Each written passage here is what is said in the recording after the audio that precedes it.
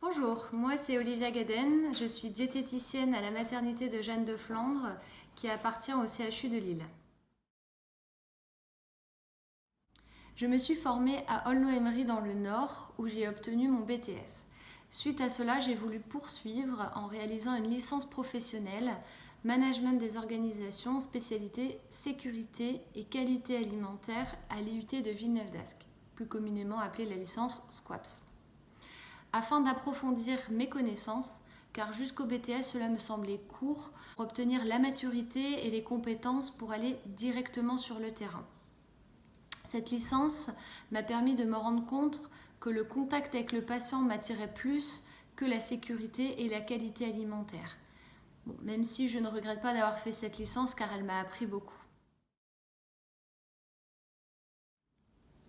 3 mois après l'obtention de ma licence, je commence à travailler au CHU de Lille et je ne l'ai jamais quitté depuis. Cela fait maintenant 7 ans.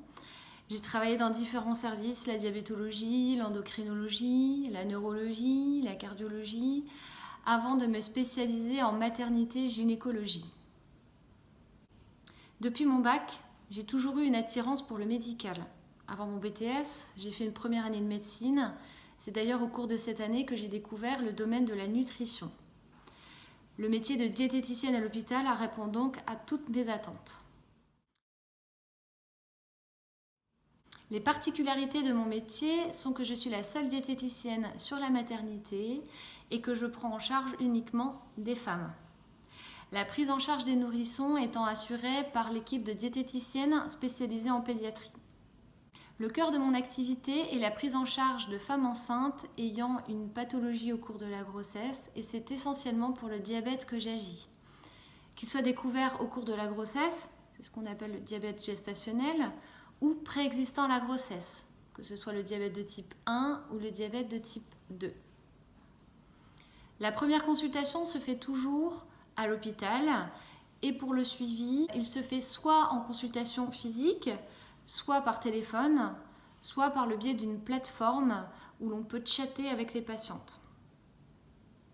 L'animation de séances de groupe fait également partie intégrante de mon métier, à raison d'une séance par semaine, avec des groupes de 12 dames. Malheureusement, depuis la Covid-19, cette activité est en suspens.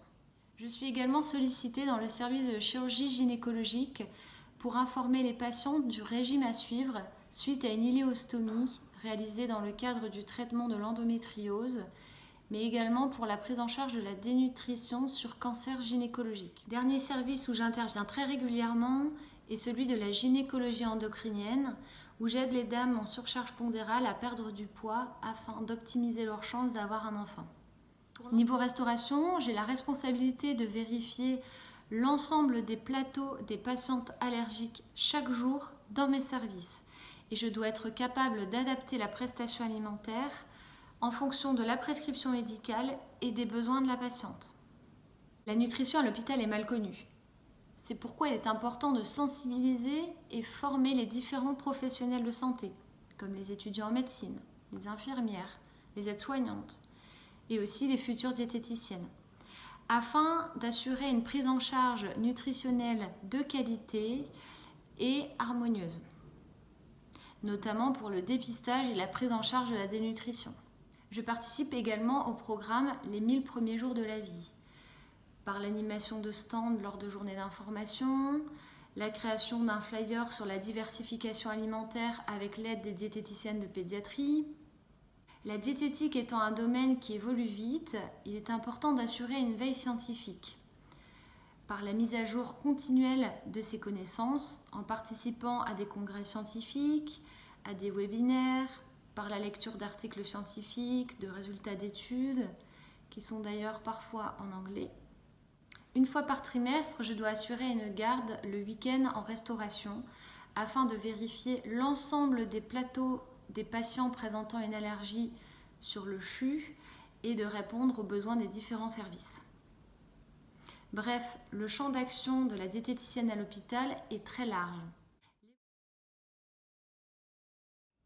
Les techniques de communication sont très importantes et variées, car le public est varié et les interventions sont différentes. On l'a vu auparavant, elles peuvent être en individuel, en groupe, par téléphone, par chat. Une relation de confiance doit s'établir avec la patiente. Pour cela, les conseils doivent être adaptés, négociés afin de favoriser l'adhésion de la patiente dans son quotidien et surtout au long terme. Des compétences en informatique sont requises, que ce soit pour la rédaction des comptes rendus, la création de documents, les échanges avec les dames par le chat, donc la maîtrise de Word, Excel, PowerPoint et autres logiciels, notamment pour la commande de repas, est requise. Pour l'ensemble de ces activités, le travail en équipe est primordial, que ce soit avec les infirmières, les aides-soignantes, les anesthésistes, les internes, les diabétologues, afin d'harmoniser notre discours et d'assurer une bonne prise en soin nutritionnelle.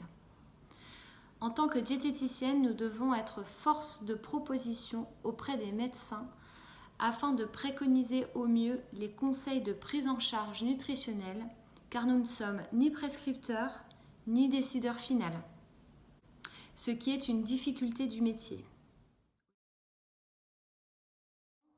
La barrière de langue, où nous devons du coup adapter nos supports, nos conseils, parfois avoir recours à des images pour se faire comprendre, ou bien faire appel à nos compétences en anglais, notamment pour la population d'origine africaine. L'adhésion de la patiente à nos conseils est parfois difficile.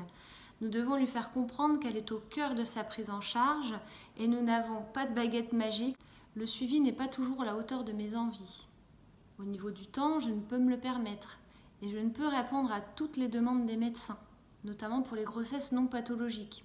Par exemple, une dame qui prend trop de poids ou trop rapidement du poids pendant sa grossesse, je suis obligée de prioriser les demandes, notamment pour les grossesses pathologiques. Et du fait de la temporalité de la grossesse, je ne peux avoir un délai d'1 an pour mes consultations. Les consultations se font parfois avec la présence du mari, qui peut se montrer aidant dans la prise en charge. L'évolution possible est le métier de cadre de santé.